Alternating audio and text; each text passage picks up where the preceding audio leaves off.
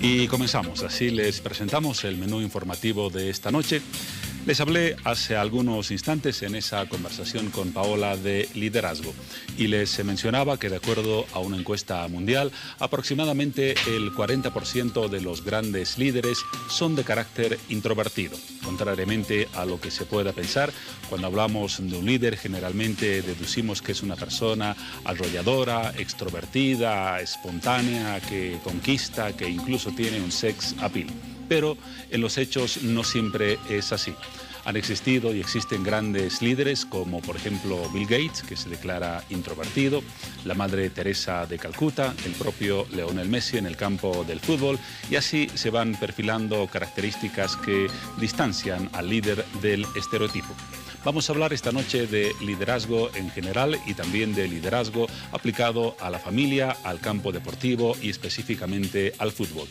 Y lo vamos a hacer con un especialista. Se trata de nuestro invitado, Ramón Alberto Castedo. Él es venezolano, exjugador profesional de fútbol, profesor de fútbol con más de 18 años, director técnico profesional y también conferencista de distintos temas. Él ya nos va a dar algunos detalles de esta actividad. Así que damos las buenas noches a Ramón Alberto. Bienvenido a Bolivisión. Muchas gracias. Primero saludarte. Saludar a toda la gente que está atento a tu programa. La invitación para poder expresarme a través del deporte y la familia es un espacio muy bueno porque no todos los padres tienen la orientación, no todos los entrenadores están capacitados para trabajar tanto con padres y entrenadores. Entonces, de esta manera, poder expresarme a través de esta red y decirle a los padres que nosotros tenemos que escuchar un poquito a nuestros hijos, tenemos que acercarnos a los entrenadores, hacer una sincronía, porque cuando hacemos sincronía entre padres y entrenadores, el trabajo de los niños, la evolución de los niños de una manera diferente. Vamos a hablar en detalle de esos temas más adelante. Anticipaba algunas características de tu trayectoria profesional. Mencionaba, por ejemplo, que fuiste jugador de fútbol profesional. ¿Dónde, en qué puesto y en qué equipos? Bueno, tuve la oportunidad de hacer mi paso al profesional aquí en Bolivia. ¿Ah, sí? Jugué en Real Santa Cruz, estuve aquí en Mariscal Brown, jugué con Municipal, tuve el orgullo de jugar en el mismo equipo que mi padre. ¿Cuál fue? Municipal. Municipal. Hay una historia muy linda con Municipal porque mi tío abuelo se llama Ramón Ruiz Díaz, mi padre es Ramón Cristaldo Ruiz Díaz, yo soy Ramón Cristaldo, y tres Ramones de una misma familia jugando Municipal. Es una linda anécdota para nosotros como familia y sobre todo para el club Municipal, que lastimosamente ya no existe, pero bueno, que queda en el recuerdo de los jugadores de aquel antaño. Y hoy tuve la oportunidad de visitar de lo que es la mutual de jugadores. Vivir esos recuerdos con esos señores fue maravilloso. Estamos hablando de qué años aproximadamente los de tu actividad en el fútbol boliviano. Yo estoy aquí en el 2000, lo que fue 2000, 2001, 2003 jugué aquí en La Paz, en Municipal, después retorné a Venezuela, seguí jugando profesional y a medida que jugaba profesional me dedicaba también a estudiar. Estudié comunicación social en la Universidad Evangélica Boliviana, en la Universidad Central de Venezuela estudié psicología y a través de la psicología empecé a incorporar esas herramientas psicológicas a mi trabajo como entrenador. Tuve la oportunidad de trabajar con todas las divisiones inferiores y de trabajar con el profesional como director técnico. Cuando te das cuenta que tú tienes que tener un estilo de liderazgo con los niños, con los adolescentes y con los adultos de manera diferente, porque tú no puedes tratar a los adultos como niños, ni tampoco puedes tratar a los niños como adultos. Entonces te das cuenta que esas herramientas psicológicas te sirven muchísimo. Y es lo que estamos haciendo en este momento, mostrándosela a otros entrenadores para que la puedan utilizar, mostrándosela a los jugadores para que la puedan comprender y que la psicología del deporte al final no es para los locos, sino es para los vivos. Es una gran herramienta. ¿Actualmente radicas en Venezuela y de paso por Bolivia o cuál es la situación? Sí, estoy actualmente radicando en Venezuela, vivo en Caracas. En Caracas fundamos la primera escuela de fútbol para padres e hijos. Es la única escuela en el mundo donde se dedican a entrenar los padres con los niños, sobre todo esto que hablamos del tema de ser buenos líderes a través del modelaje. Y a Bolivia vengo esporádicamente, como lo he hecho con Brasil, Argentina y Chile, a mostrar un poquito el trabajo de la Escuela de Deporte y Familia. La próxima semana hay un par de conferencias a tu cargo. Al cierre de esta entrevista vamos a dar los detalles del lugar, la hora y la convocatoria. Hablemos ahora de liderazgo. Anticipaba algunos rasgos de lo que puede ser el líder o qué característica tiene. ¿Cómo definirías tú a un líder en cuanto a sus características personales? Hablando en general, luego nos ocupamos del fútbol y el deporte. Sí, bueno, primero entender que actualmente se cambió la postura del jefe Antes el jefe te decía lo que tenías que hacer y era como el dicho, haz lo que yo digo, no hagas lo que yo hago. La relación vertical. La relación, exactamente. Entonces ahora el líder es aquel modelo, es aquel que transmite a través del modelaje. Si yo quiero respeto, soy el primero que me transmite respeto. Si quiero tener un grupo de personas que tengan una actitud positiva, yo tengo que ser el primero que transmita esa actitud positiva. No, claro, hay personas introvertidas, como tú lo mencionabas, pero que a la hora de actuar, a la hora de estar en su contexto, sobresale su liderazgo con sus acciones.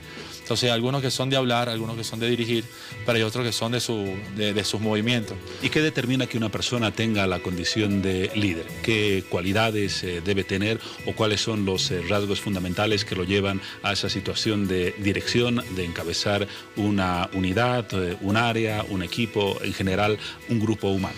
Primero, la seguridad. O sea, una persona que tenga seguridad, que sea congruente, que sea justo, a tomar las decisiones con un grupo de trabajo, hacer un trato todos por igual o con su medida justicia. Muchas veces creemos que el líder es el que más grita o el que más impone su autoridad y cuando realmente no tiene la razón. Entonces ahí hablo de congruencia, de tener conocimiento, de tener capacidad. Hay mucha gente que se estresa porque pareciera que todos tienen que ser líderes. En realidad no tienes que ser líderes en todos los campos. Puedes ser el líder de tu casa, puedes ser el líder de tu trabajo, puedes ser el líder de tu estudio o puedes ser el líder, si tú juegas fútbol, de tu posición. Pero eso no significa que tú tengas que asumir la responsabilidad de ser líder completo de todo, porque no hay personas que no le interesa ser líder.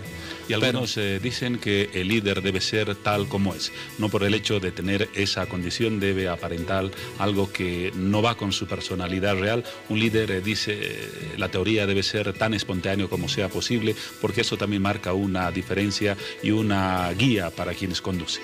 Exacto, aparte cuando tú te contextualizas, cuando tú asumes el rol. Yo de repente como padre tengo un liderazgo diferente con mis hijos, pero a la hora de estar en mi trabajo, mi rol cambia y mi liderazgo de repente se hace una transformación por la propia necesidad o de las exigencias que me tiene el trabajo. Entonces cuando tú también asumes los roles del momento que estás, el rol de estudiante, el rol de padre, el rol de entrenador, cada uno, los liderazgos tienen que ser diferenciados, pero sigue con esto que yo te digo, con expresar seguridad, con tener conocimiento de lo que tú quieres transmitir, de ser una persona que transmita motivación a los demás, no con el tema de los gritos y de decir, tienen que serlos todos perfectos, sino motivarlo con tu propia alegría, con tu propio entusiasmo, para que esa otra persona se contagie y de alguna manera le irradie esa energía positiva. Ahora, todos debemos aspirar a ser líderes y sentirnos frustrados si no somos líderes, o no debería ser esa la perspectiva. Sí, es lo que yo te decía hace un instante. Pareciera que el mundo se está llevando, que todos tenemos que ser líderes, si no eres líder no sirve. Realmente, hay una presión muy fuerte. Hay mucha gente no le interesa ser líder, hay mucha gente no le interesa ser el primero, se conforma con ser el segundo, el tercero, no hay problema con eso. Y no por eso deja de ser eficiente, evidentemente, o tener una gran calidad humana y profesional. Es lo que yo te decía, bueno, tú no necesariamente tienes que ser un campeón y es lo que trata mis conferencias también. Yo busco que los padres tengan una percepción distinta de lo que es ser un campeón, no por el resultado, sino porque cada personas van superando sus miedos, van superando sus retos. No todos tenemos la oportunidad de estar en una posición que nos permita ser líderes relevantes y que nos vean todos, porque hay otros que están en una posición más abajo en el rango de jerarquía, pero son líderes de su espacio. Hablamos de una presidencia que de repente el líder se puede ver porque es el presidente, pero ¿qué pasa con el obrero que está abajo haciendo? Pareciera que no es un líder, pero realmente es líder de lo que está haciendo, es líder de sus acciones, es líder de su familia. Entonces ahí es como es entender que el liderazgo se puede poner en diferentes situaciones, que no estás obligado a que seas visto por todo el mundo y que todo el mundo sienta tu liderazgo, sino en tus pequeñas acciones que tú haces alrededor de tu vida. Y no sentirse frustrado por el hecho de no ser líder. Hemos hablado algunos datos de las características del liderazgo. Nos falta hablar del liderazgo en el campo deportivo y también en el área familiar. Vamos al campo deportivo. Quizás es una de las áreas de la sociedad donde es más importante el papel y el rol de un líder. En el fútbol, específicamente, que es tu especialidad o el campo donde más has trabajado, ¿cuán relevante es el líder y de qué manera contagia ciertos valores a un equipo? Bueno, el principal líder tiene que ser el entrenador, evidentemente, por ser el que lleva las riendas. Es el que tiene que transmitir estos buenos valores. ¿Antes que el dirigente? En realidad es una línea de jerarquía. Tiene que estar un presidente capacitado, un cuerpo directivo que tenga la especialización para ser directivo. De hecho, la FIFA lo tiene. Está siendo diplomado de certificación para dirigencia deportiva. Y eso te permite ya tener una visión distinta de lo que tú quieres hacer, la de gerenciar el deporte. Después tienes el entrenador. Lo que pasa es que la figura del entrenador, de algún modo, como se ve el deporte en la cancha, es el que más está visto, al que se lo liquida por los resultados o al que se lo premia porque gana un trofeo. Y en otra instancia está el jugador líder. Y está el capitán, lo que debería ser el capitán. Hay capitanes, como el caso que decías de Messi, un capitán que no asume el liderazgo de las palabras, de las acciones, de correr y de ese ejemplo que muchas veces estamos acostumbrados a ver de otros capitanes, de una fuerza que transmite a los demás. Pero entonces lo que te decía, para mí es importante que el que sea la figura principal, que en este caso el entrenador, sea el que tenga la seguridad, el que tenga la capacidad de transmitir esos valores a los jugadores, que no sea una persona que solo vea el resultado de las acciones, porque estamos deshumanizando el deporte. Lo digo deshumanizando porque cuando una persona falla lo desechamos y ponemos a otro que está efectivo. Pero un ejemplo concreto, lo que se vio en el Mundial con Argentina, no había un liderazgo claro en la dirigencia, el técnico aparentemente no mandaba ni lideraba al equipo, Messi y Mascherano parecían tener la aposta o la alternativa en la conducción, incluso técnica del equipo. Este caos, ¿cuánto contribuye a no tener buenos resultados? Cuando tú eres un jugador y tú miras a un costado y ves una persona que te expresa la seguridad y sabe lo que hace y tú confías en él, sabes que lo que está planteando lo puedes ejecutar y va a tener un resultado. Pero cuando tú miras al costado y ves a un entrenador que es inseguro, que más allá de los gritos que pueda transmitir, no tiene una planificación que es asertiva, no tiene una planificación que está siendo congruente con las ideas de todos los demás y que no está siendo justo, entonces ya no tienes fe en esa persona y empiezas a tener una tendencia a hacer lo que tú crees. Si eso lo hace cada uno de los 11 jugadores, entonces terminas teniendo un desorden. O si le haces caso, de repente ya no lo haces caso con la misma gana porque lo estás haciendo obligado. Los entrenadores somos vendedores de una idea. Yo soy entrenador de fútbol, tengo una metodología de trabajo y vengo y te la vendo y te persuado para que tú compres esa idea y la ejecutes. Pero ¿cómo te la vendo? Te la vendo con una buena planificación, una buena preparación, con una seguridad que tú digas, a este profesor yo le creo, a este profesor le tengo confianza y vamos a hacer lo que él nos dice. Tú lo haces convencido. Pero ¿qué pasa cuando te obligan que tú tienes que ponerte ahí, tienes que correr y tienes que hacerlo? Ya no lo haces con ganas. Seguro que lo sí. haces aburrido. ¿Cuánto de talento natural existe en un líder y cuánto de formación profesional, académica o en otro tipo? ¿En qué porcentaje distribuirías ambas condiciones? Mira, sería difícil darte un dato. Yo lo puedo llevar a una pregunta que me hicieron hace poco en una conferencia cuando me decían, ¿el jugador nace o se hace? Yo le decía que de las dos formas. Actualmente hay jugadores que nacen con esa habilidad. Podemos ver a un líder que innatamente puede persuadir y es carismático y sabe actuar delante de un público, como un jugador que sabe manejar la pelota.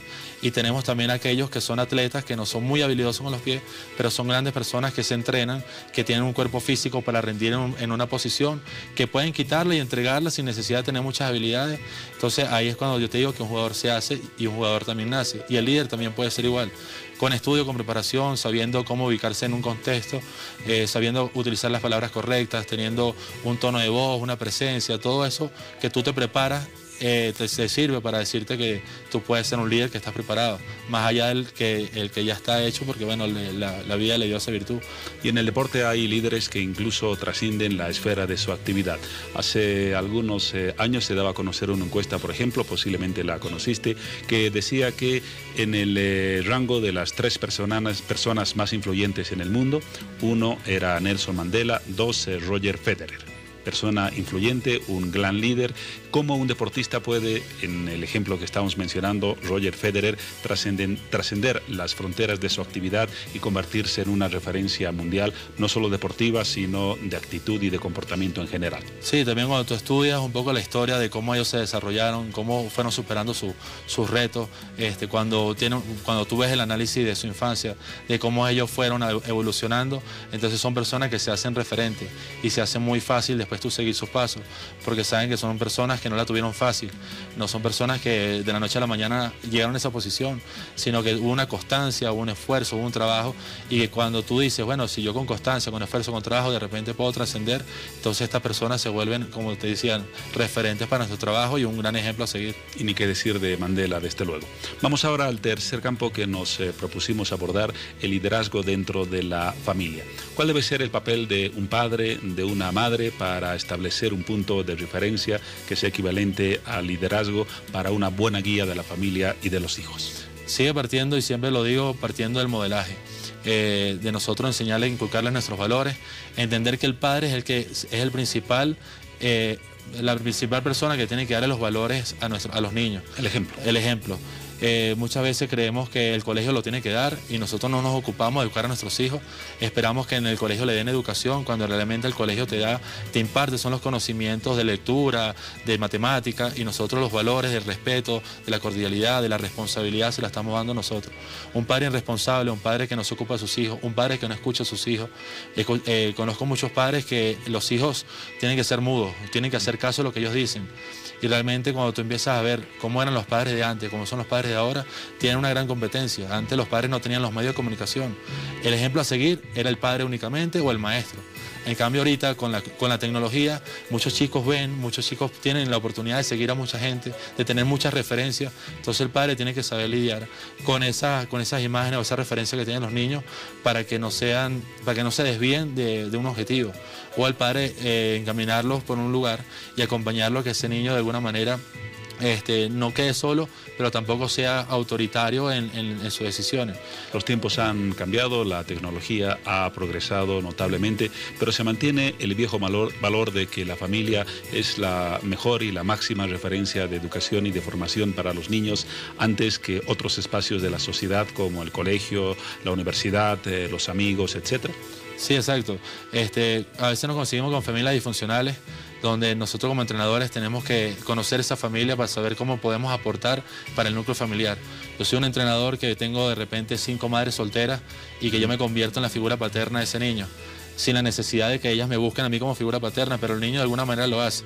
Conociendo ese punto, yo tengo que ser un entrenador responsable para apoyar al desarrollo de ese niño, porque de alguna manera yo soy su figura paterna, apoyando a lo que es la madre.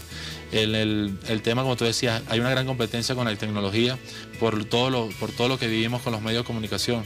Entonces el padre tiene que saber, como te decía, lidiar con toda esa tecnología para darle un mejor ejemplo a nuestros niños, y que el padre y los padres respeten también el trabajo de los maestros y respeten el trabajo de los entrenadores, que ya son 3 líderes. 3 líderes. Y las consecuencias de un mal liderazgo, de un mal ejemplo o de un mal paradigma en la familia, ¿cuáles son para un niño o un adolescente? Mira, hay muchos casos. Hay niños que el papá nunca le dio nada, entonces él cuando se convierte en un padre le quiere dar todo al hijo. Entonces hay una mala cadena, porque a este nuevo hijo que nació, como el padre anterior no le estaba dando lo material, entonces lo llenamos de materiales y le quitamos valores. Después tenemos padres que son maltratadores. Y ese niño que se forma con un padre que es maltratador, lastimosamente a futuro también está creando un hijo que tenga tendencia a ser una persona que maltrate. Entonces el tema de las consecuencias de lo que podamos ver a nivel infantil de los niños, cómo lo influenciamos, también pueden crear personas inseguras. Tengo padres que constantemente gritan o cohíben algunas acciones de los niños. Son personas que a la larga van creciendo inseguras. Te doy un ejemplo deportivo. Un niño que quiere jugar una posición, que quiere jugar de portero. Y le digo, no, tú no vas a jugar portero, tú no puedes, tú no tienes capacidad. Si eso yo lo llevo a la vida, ese niño que le dijeron que no, lo llevo para el estudio y quiere enfrentar un reto y se acuerda que no, que él no puede porque no sirve, ya no lo va a hacer. Cuando vaya a buscar un nuevo trabajo no lo va a hacer, porque de alguna manera a nivel infantil lo fuimos cohibiendo, lo fuimos apacando por caprichos de repente del adulto, o por no tener confianza en el desarrollo del niño.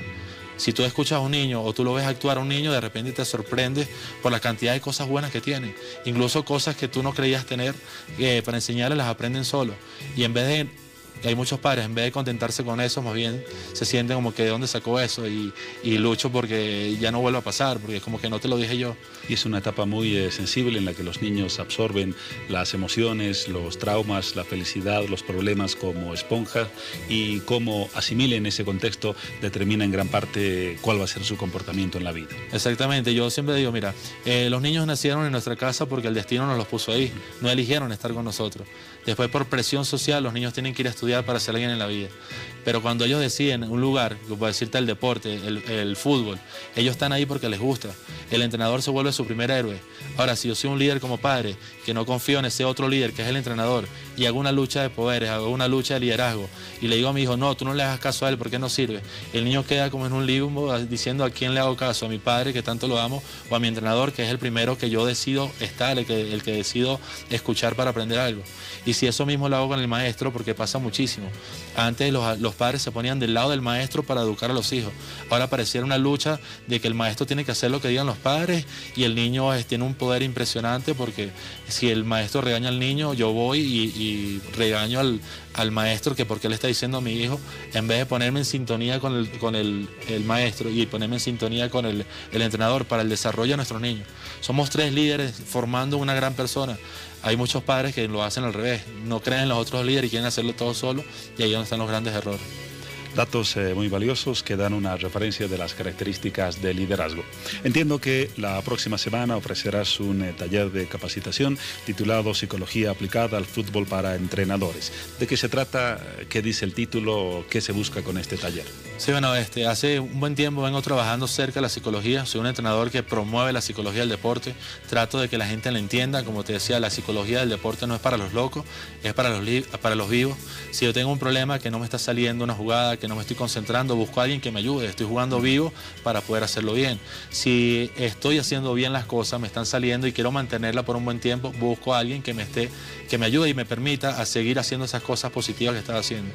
Es una manera de jugar vivo, el acercarse a la psicología del deporte. Junto al Instituto Nacional de Técnicos de aquí de La Paz, con el profesor Félix Verdeja, estamos haciendo esta unión para llevar un curso el día lunes y el día martes a la Ciudad del Alto, para brindarle a más de 100 entrenadores, a 200 entrenadores de La Paz y del Alto, este curso que se llama Psicología aplicada al fútbol. Voy a estar con la psicóloga Shirley Mayo, que ya va a explicar qué es la psicología del deporte, va a darle importancia a la psicología del deporte, y después va a estar el coach Walter Almendares hablando qué es el coaching, porque hay una tendencia a confundir y es una linda oportunidad que cada quien exprese cuál es la importancia de cada uno, cuál es el rol de cada uno, para que la gente lo entienda. Y después viene mi trabajo como entrenador de fútbol, explicando cómo yo aplico la psicología aplicada al deporte, cómo utilizamos la tolerancia en las etapas de aprendizaje, cuál es la motivación, cuál es el liderazgo y cuál es la motivación que se tiene que tener para trabajar, para transmitir a los jugadores. Y todo esto al final lo terminamos enfocando en algo que se llama el jugador azul. ¿Los cupos de participación ya están cerrados o todavía no, están interesados pueden contactarse? ¿Cuál es el camino para registrarse y participar de estos talleres? Sí, directamente se acercan al Polideportivo Héroes de Octubre. Allá van a estar haciendo el registro para el ingreso de la actividad. Es una actividad certificada por la Sociedad Internacional de Psicólogos para el Fútbol y el INEF de Bolivia. Obviamente va a llevar mi firma, la firma del profesor Félix Verdeja. La idea es que la gente que vaya allá pueda escuchar estas herramientas y aplicarlas. Como te digo, nosotros con la Escuela de Deporte y Familia hemos trabajado con conferencias para los padres. La semana pasada hicimos uno. El día domingo tendremos una actividad aquí en La Paz, donde los padres van a ser los árbitros, donde los padres van a ser los entrenadores y ellos van a tener la oportunidad de calentarles con los niños. Hora y lugar, seguramente va a haber muchos interesados. Ese en el Parque Urbano Central. Parque Urbano Central a las 10 de la mañana, de 10 a 1 vamos a estar con 3 horas, los niños jugarán 3 partidos, son 6 equipos, lastimosamente no podemos hacer más amplio, pero la idea es educar a los padres que entiendan cuál es el rol del entrenador, el rol del árbitro, para disminuir la presión y el estrés que se genera en el deporte infantil. Muy bien, nos faltaba dar la hora de los talleres de lunes y martes en el Alto. El taller es a las 6 de la tarde inicia, termina a las 9 de la noche el día lunes, al igual el día martes arrancamos a las 6 de la tarde, hasta las 9 de la noche estamos con 6 horas de actividad. Damos una hora de coaching, una hora de psicología del deporte y una hora de psicología aplicada al fútbol para el entrenador. Temática que demuestra en síntesis que el hecho o la condición de entrenador implica una gran capacitación y una gran condición para manejar una metodología científica y muy específica. Sí, ahorita la ciencia del deporte está mandando, los cuerpos técnicos tienen que estar muy preparados, el entrenador tiene que conocer todas estas áreas, no para ser el psicólogo, no para ser el fisioterapeuta, no para ser el médico, sino para entender y hacer un buen trabajo y poder darle a cada uno su espacio, darle el espacio a su médico, darle espacio a su psicólogo, darle espacio a su fisioterapeuta, pero él teniendo conocimiento de cada uno para que, como quien dice, no te llegue cualquier loco a hacer cualquier trabajo, pero tú ese conocimiento y esa capacidad y esa forma de transmitir tus valores a los jugadores va a hacer que te respeten y te vean y realmente crean en tu trabajo y eso va a permitir acercarnos a un resultado, no como dueños de la verdad, pero sí vamos a estar más cerca del éxito. Y a propósito de esta metodología, no sé cuál es tu opinión, pero se ha dicho y con insistencia que el Mundial, por ejemplo, ha demostrado que los equipos que fueron exitosos fueron aquellos que tuvieron una organización sistemática, un plan de trabajo riguroso, una metodología científica en su desempeño que llevó a muchos de ellos al éxito. No hablamos solo del primero, sino de quienes lucharon con efectividad por el título. Sí, bueno, al final el Mundial es un proceso de 4 años de un trabajo que ha sido constante. Lastimosamente el fútbol, de alguna manera, tú puedes estar muy planificado, viene un equipo que corrió más y le puso más empeño en un partido y te lo ganó, y en el Mundial te eliminó, como le pasó a Colombia, como le pasó a Perú, que vinieron con unos buenos procesos y bueno, que un partido o una acción o un penalti le cambia todo. Pero en realidad cuando tú ves el proceso, como el profesor Washington Tavares, que tiene muchísimos años trabajando con una metodología, que no se ocupa solo de ganar un partido, sino se ocupa de que una familia aprenda, que una familia se transmitan los valores dentro de la cancha y también afuera, independientemente de los casos de Suárez con algunas reacciones. Creo que el proceso y la metodología del profesor Washington Tavares ha sido una de las que ha venido dando más resultados, y no fue a lo inmediato, fue a largo plazo, porque él tiene muchos años trabajando, pero lo hemos visto que en las últimas Copa América, los últimos mundiales, ha estado muy cerca o ha trascendido un poquito más allá de otras selecciones. Seguro que sí. Y hablando de tus colegas, aquí en La Paz, en Bolivia, hay un buen referente, César Farías, entrenador de The Strongers y entrenador de la selección boliviana de fútbol. ¿Cómo ves su trabajo? Sí, bueno, yo decía, si a él le brindan la oportunidad como se la han brindado en Venezuela, es una persona que tiene mucha capacidad, que está rodeado de mucha gente que tiene mucha capacidad. Creo que es una persona que sabe gerenciar su trabajo en el sentido de apoyarse con quienes tienen que apoyarse para hacer un trabajo efectivo. Creo que si Bolivia le da un poquito de fe al trabajo y apoyo, igualito, o sea, esté el entrenador que esté, si no se le apoya, si no se le da el trabajo constante, no, y va a ser una crítica, no puede ser que una selección juvenil se reúna un mes antes para un torneo, cuando no ha tenido un trabajo concurrente, donde no ha tenido un proceso evolutivo y donde de repente pueden llegar chicos distintos para cada módulo, para una competencia, entonces no hay un trabajo a largo plazo. Y si no lo hacemos ahorita con los chicos pequeños, después cuando vamos a empezar a tener recambio en el fútbol profesional. Venezuela lo ha hecho, lastimosamente el año pasado falleció el profesor Lino Alonso, que era la mano derecha del profesor Farías. Él con Venezuela hizo un trabajo fabuloso. A todas las competencias, por decirte su 15, su 18, iba con niños de una categoría menor. Venezuela actualmente tiene jugadores que son trascendentes en el fútbol mundial. El mejor jugador de la Copa América el año pasado, el mejor jugador de Chile, el mejor gol de Brasil, el mejor arquero de Sudamérica, el mejor jugador de Estados Unidos. Todos son venezolanos que de alguna manera han venido por el proceso a largo plazo de que se inició a través de las categorías infantiles. En el liderazgo del país nomás hay algunas dificultades en Venezuela. Sí, bueno, el tema político está bien complicado, pero de alguna manera eso que a Venezuela le está pasando también está desarrollando que el propio venezolano, el propio deportista busque capacitarse, busque ser mejor cada día, busque salir de esa situación, te vuelves un sobreviviente. Y esa forma de tú salir de esa adversidad, creo que al final te hace más persona, te hace más humano, y es lo que de alguna manera uno trata de transmitir. Yo tengo una escuela donde yo le abrí las puertas a todas las familias que quieran asistir a jugar de manera gratuita, no le cobro a nadie, es porque es algo que me apasiona. Evidentemente busco ayuda, hago conferencias donde recaudo fondos para mi escuela, pero de alguna manera esos padres yo sé que van a hacer por sus hijos muchas cosas buenas. Esos niños cuando crezcan de alguna manera van a ir replicando esas buenas acciones, y es lo que uno busca a través del trabajo. Y ojalá ese panorama de adversidad en Venezuela se supere y se permita desarrollar todos los talentos que a lo largo de tantas décadas y en diferentes escenarios ha demostrado su país. Sí, bueno, ese es el deseo de todos. De alguna manera salir de eso que estamos pasando, pero cuando nos acercamos al deporte, cuando nos metemos en una cancha, cuando estamos con una pelota, cuando estamos trabajando por nuestros niños a nivel profesional, cuando somos entrenadores que somos capaces de transmitirle algo positivo, que manejamos la motivación no solo con las palabras, sino con nuestras acciones, con nuestra planificación, y vemos el resultado, no tanto el resultado de ganar un partido, sino el resultado de cómo tú transformas la vida de una persona, es algo que te extrae de todos esos problemas políticos y te llena de mucha satisfacción en lo que estamos pasando actualmente. Ramón Alberto Castedo, gracias por habernos brindado una visión. Cristaldo, perdón, eso de Castedo estaba mal escrito y peor pronunciado. Así que muchas gracias por habernos brindado esa visión tan específica y tan orientadora de lo que es el liderazgo. Tus palabras finales para justamente dar algunas pautas palabras más de por qué es valioso tener siempre en la vida, en cualquier escenario, una referencia de liderazgo que luego repercute en todo lo que hacemos. Sí, bueno, primero saludar a toda la gente que está viendo este programa, mandarle saludos a Venezuela que están viendo por internet. Seguro que sí. Decirle que, bueno, que siempre lo he dicho como 20 veces en el programa, el modelaje de las buenas acciones es lo que nos va a permitir que otras personas cambien.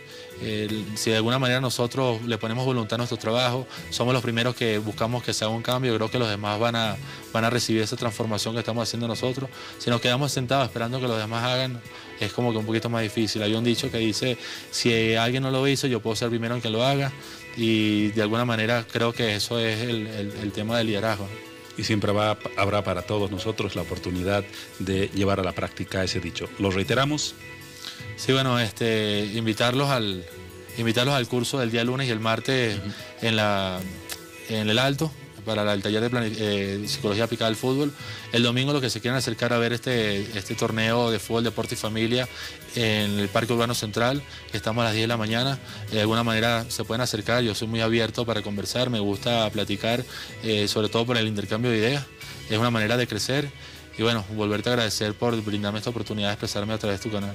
Las gracias a ti, Ramón Alberto, por esta orientación tan importante, que seguramente va a ser una buena referencia. Estamos en viernes, ojalá estos temas se puedan discutir en familia, entre los amigos, entre todos nosotros, porque qué mejor que tener un liderazgo claro y un paradigma a seguir en cualquiera de las actividades que realizamos. Hasta una próxima oportunidad y éxito en las actividades que han planificado para este fin de semana y para la próxima en el Alto. Muchas gracias.